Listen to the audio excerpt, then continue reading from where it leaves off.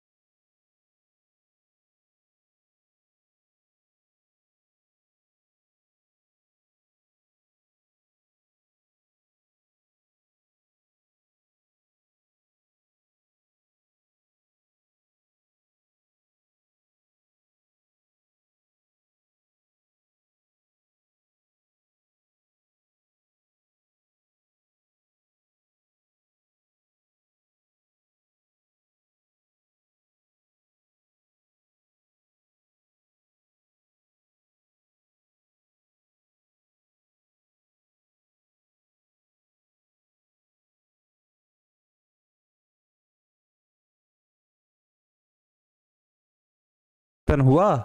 नहीं हुआ। जितने गुणसूत्र इन दोनों में हैं उतने ही गुणसूत्र इसमें भी हैं।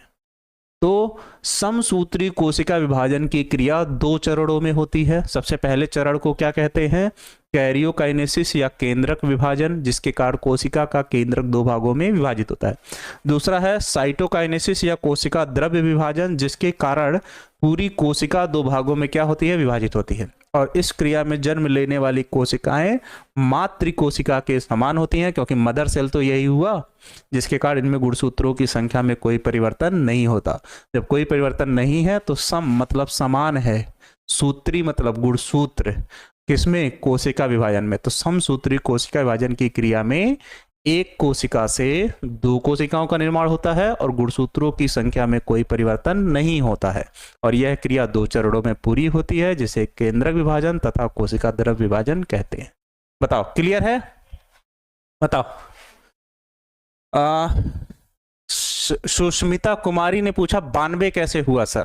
यहाँ पे 46 था, तो 46 को अगर 2 पार्ट में तोड़ोगे, क्योंकि केंद्रक के अंदर ही है, तो केंद्रक जब 2 टूटा 1 से 2, तो 46 तो 2 पार्ट में टूट रहे होंगे। तो 46 जब 2 पार्ट में टूटेंगे तो 46 दूना 92 हो जाएगा। और बच्चे ये डायरेक्टली नहीं टूटता है, 11th में आप लोगों ने पढ़ा होगा। ये लगभग 3-4 दिन का चैप्टर है, समझ लो कि यहाँ से यहाँ तक पहुंचने में। भले तुम आज इसको 5 मिनट में निपटा रहे हो। ये टूटता जब है केंद्रक तो 4 अवस्थाओं से गुजरता है, प्रोफेज, मेटाफेज, एनाफेज, टीलोफेज। उसके बाद फिर साइटोकाइनेसिस होती है, तब जाके डिवाइड होता है। प्रोफेज में क्या होता है, मेटाफेज में क्या होता है, ये जब सेल डिवीजन 11th में आप लोग पढ़े होंगे तब आप लोग पढ़े होंगे। ठीक है ना? चलो बताओ, क्लियर है? एक बार क्लियर हो, बच्चों को समझ में आ गया हो तो बताओ यस सर लिखो कमेंट में, उसके बाद फिर हम आगे बढ़ें।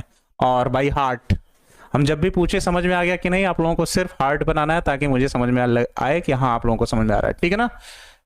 ठीक।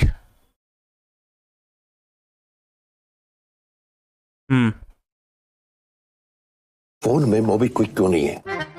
रोज के छोटे छोटे खर्चों से अपना बैंक स्टेटमेंट क्लटर मत करो। MobiKwik pocket.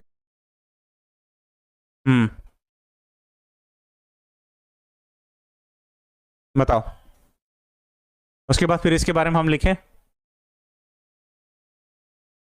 अच्छा, इंग्लिश में हेडिंग साफ लिख देंगे, माइटोटिक सेल डिवीजन। चलो कैपिटल लेटर लिखने की कोशिश करेंगे अब। यस सर, यस सर, ठीक। चलो हार्ट समझ में आ गया। ठीक है ना? अब इसके बारे में लिखा जाए। अब इन चारों चीजों को समझना हो, इसमें केवल समसूत्री कोशिका विभाजन। समसूत्री क्यों कह रहे हो? क्योंकि गुणसूत्रों की संख्या समान बनी रह रही है। इसमें भी 46 और जो जन्म ले रहे हैं उसमें भी 46। दूसरी लाइन क्या लिखे हो?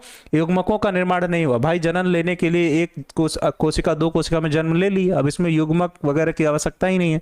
अब जब युग्मक बने ही नहीं है तो जाहिर सी बात है, जब जो नर तथा मादा युग्मक आपस में मिलेंगे नहीं तो निषेचन की क्रिया भी नहीं होगी। मच्छर कहीं बैठ गया क्या जनाब? हाँ ये रहे, हट जाइए भाई थोड़ी देर के लिए।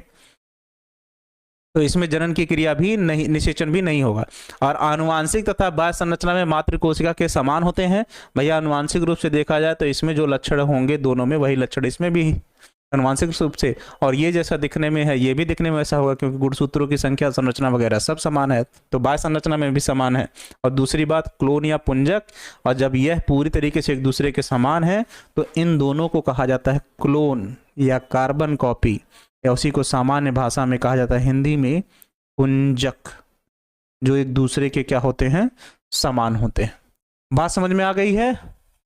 सर फिगर बनाना है क्या? बिल्कुल बनाना है बच्चे, ऐसा नहीं है कि नहीं बनाना पड़ेगा, एग्जाम में तो आपको बनाना ही पड़ेगा, ठीक है ना? सर बॉटनी और जूलॉजी एक में ही पढ़ाइएगा, चैप्टर वाइज जैसे आपकी दी गई है, पहला चैप्टर क्या है, दूसरा चैप्टर क्या है, वैसे ही चलेगा, ठीक? दो कॉपी नहीं बनेगी जो बचपन में बनती थी, जैसे कि एक अलग दूसरी अलग, ठीक है ना? चलो, तो इसमें लिखोगे क्या, लिखोगे क्या, समसूत्री कोशिका विभाजन की क्रिया में क्या लिखोगे, समसूत्री कोशिका विभाजन, समसूत्री कोशिका विभाजन, समसूत्री कोशिका विभाजन की क्रिया में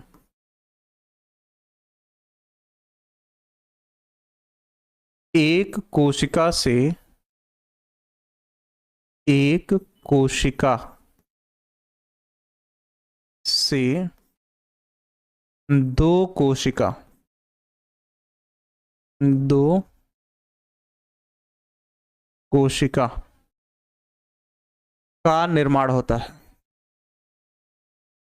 का निर्माण होता है, और इनमें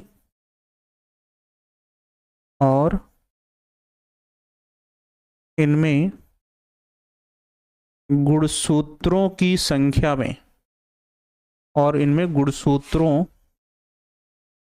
की संख्या में कोई परिवर्तन नहीं होता है, कोई परिवर्तन नहीं होता है, नहीं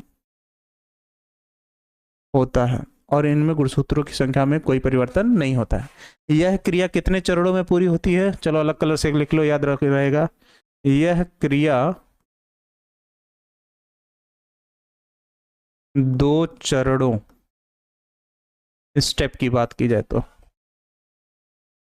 दो चरणों में पूरी होती है, दो चरणों में पूरी होती है, जिसे केंद्रक विभाजन, जिसे केंद्रक तथा कोशिका द्रव्य विभाजन कहते हैं, जिसे केंद्रक तथा कोशिका द्रव्य विभाजन। और बच्चे इसकी इंग्लिश क्या थी उसको लिख लो एक बार, इसकी इंग्लिश क्या है,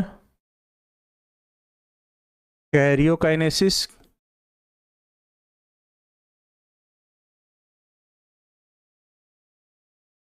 कैरियोकाइनेसिस एंड साइटोकाइनेसिस।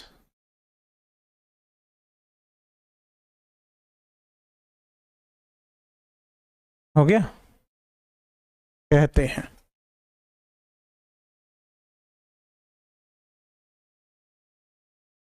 कोई दिक्कत समसूत्री कोशिका विभाजन को समझने में? बताओ, समसूत्री कोशिका विभाजन को समझने में कोई दिक्कत किसी भी प्रकार की? अगर किसी भी प्रकार की कोई दिक्कत हो तो बता सकते हो। समसूत्री कोशिका विभाजन को समझने में किसी भी प्रकार की कोई दिक्कत हो तो बताओ। ये हम लिखते टेढ़ा कर देते हैं यार इसको। चलो, समसूत्री कोशिका विभाजन, इस चैप्टर के एंड होने पर आपको